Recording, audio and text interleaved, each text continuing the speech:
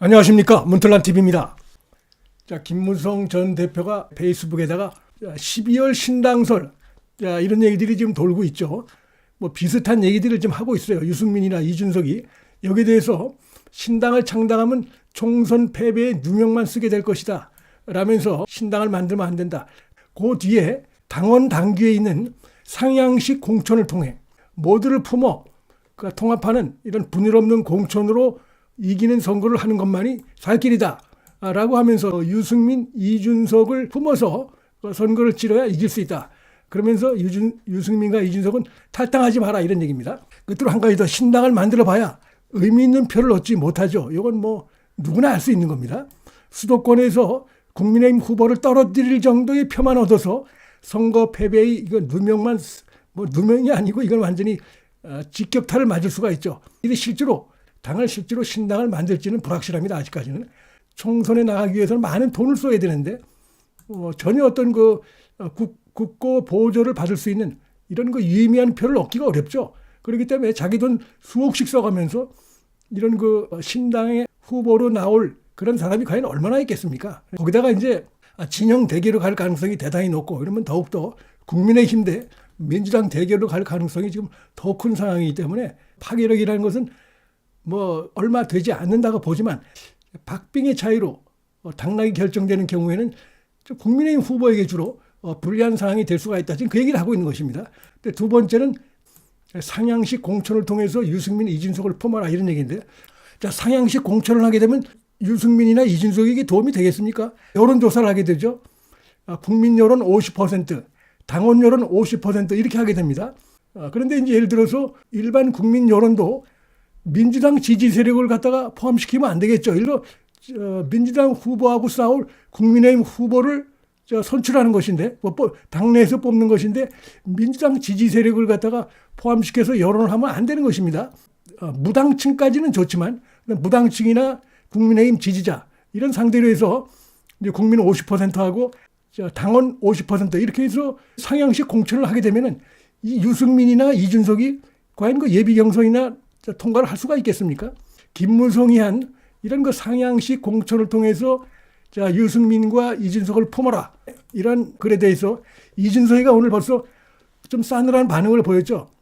자신들에 대해서 뭐 그런 충고보다는 윤석열 대통령을 향해서 해달라 뭐 이런 얘기를 했는데, 이게 뭐 어떻게 짜고 치는 이들의 발언이다 이렇게도 물론 볼 수가 있지만, 이준석, 유승민과는 좀 결이 다른 이런 내용들이 좀 읽혀집니다. 지금 김무성이 보면은. 아니, 그러면 신당을 이들이 만들려고 하는 것인지, 이것도 잘 생각해 보면은 국민의힘 지도부를 겨냥해서 우리 여차하면은 신당 만들 수도 있다.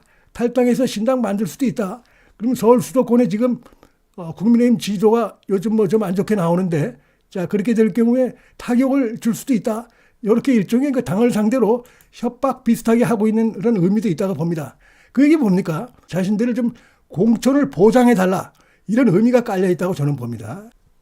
차마 자기들 입으로 겉으로 자신들을 좀 공천을 확실하게 보장해달라, 전략 공천해달라 이 얘기를 못하죠. 자기들이 지금까지 해온 발언과도 맞지 않고 하기 때문에 그렇게는 못하지만, 사실상 본인들이 알죠.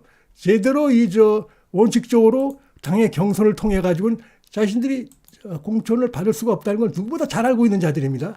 그렇다고 해서 솔직히 밖에 나가서 무소속으로 나와봐야 될 가능성도 없고, 신당을 만들어도 성공할 가능성이 없고, 다만 성공한다면 아주 야비하게 서울 수도권의 국민의힘 후보의 표를 갉아먹는 요런 부분들은 뭐 성공할 수가 있겠죠. 홍준표 시장이 얘기하는 게 그 부분을 이제 지적하고, 그거 외에는 다른 건 없다.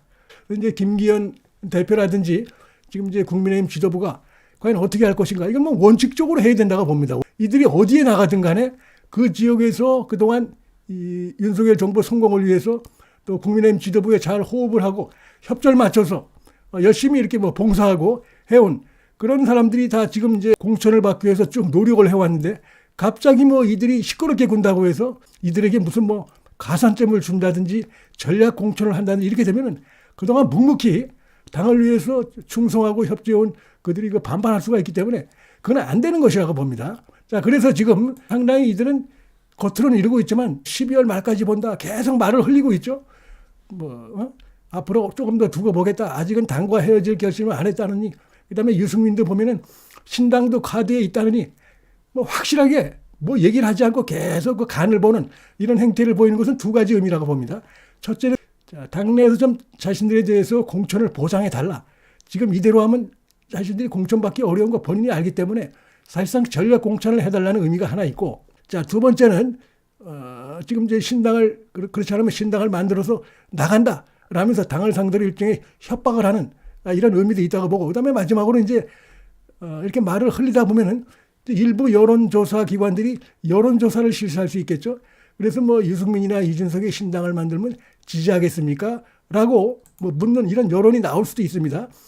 그거 보고 뭐 좀 유의미하게 나온다. 그러면은 그걸 보고서는 어떻게 행동을 하겠다라고 하면서 계속 말을 흘리는 이런 그 복합적인 의도를 깔고 지금 하는 행동들이라고 볼 수가 있겠습니다. 지금 유승민이 무슨 차기 대선 주자 그 여론조사하면 1% 나옵니다. 여기 이준석이도 마찬가지고 그 이상 나오기 어려운 것입니다. 이게.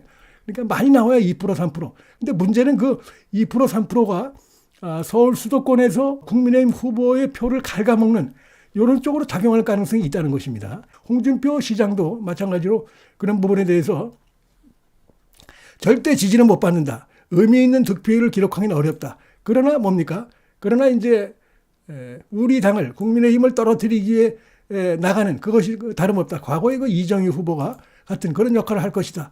라면서 상당히 그 비판하는 이런 목소리를 낸 것도 같은 맥락에 있다. 당이 지금 어려운데 무슨 뭐 신당이냐. 본인들에게도 도움이 안 되고 국민의힘 후보만 더 어렵게 하는 것이다. 절대 그렇게 해서는 안 된다. 그러면서 다만 당이 좀 이들을 품어야 된다라고 하면서 상향식 공천. 자, 요 얘기를 했는데 그 상향식 공천을 갖다가 원칙대로 해야지 뭐 이들에게 특별히 어떤 우대를 한다든지 뭐 무서워서 똥이 무서워서 피하듯이 이들 그렇게 할 수는 없는 것이죠. 바로 그 부분을 지금 이제 유승민이나 이준석은 흔쾌히 받아들일 수 없는 입장에 있다 이런 얘기입니다. 그렇게 해봐야 자기들이 여전히 공천이 불확실할 것을 알기 때문에 뭐 본인들이 자업자득입니다. 지금까지 본인들이 그런 식으로 당에 나가지도 않고 남아서 계속 그런 식으로 언행을 해왔기 때문에 오늘날 이제 공천이 좀 있으면 이제 시작이 될 테고 할 텐데 지금 뭐 이러지도 못하고 저러지도 못하고 언론에 나가면은 신당 얘기 자꾸 물어보면 그걸 갖다가 이제 마치 뭐 생각하고 있느냐 말을 흘리고 이런 모습을 보이는 것이 이들이 지금까지 자기들이 그 걸어온 그 길에 대한 지금 어떻게 보면 자업자득 업보를 받고 있는 것이다. 자, 이렇게 볼 수 있다고 생각이 됩니다.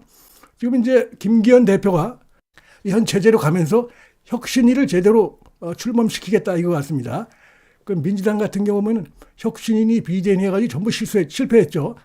그래서 그런 거를 반면교사 삼아서 제대로 된 인물을 지금 찾고 있는데 좀 인선에 좀 신중을 기하다 보니까 언제 나오느냐, 언제 발표되느냐, 이제 언론에 이런 관심이 커지는데 김기현 대표가 조만간에 수일 내로 지금 그 혁신위원장을 발표하겠다.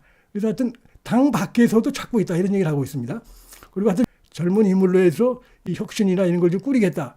자, 이런 얘기를 좀 하고 있는 거 봐서는 상당히 지금 총선을 앞두고 위기의식을 강하게 느끼고 있는 것이고 당정협의를 가졌는데 당정협의를 그동안 그 총리 공간에서 했는데 오늘은 국회에서 했어요. 그래서 앞으로 총선이 이제 다가오고 그러고 있기 때문에 이제 당이 주도하겠다.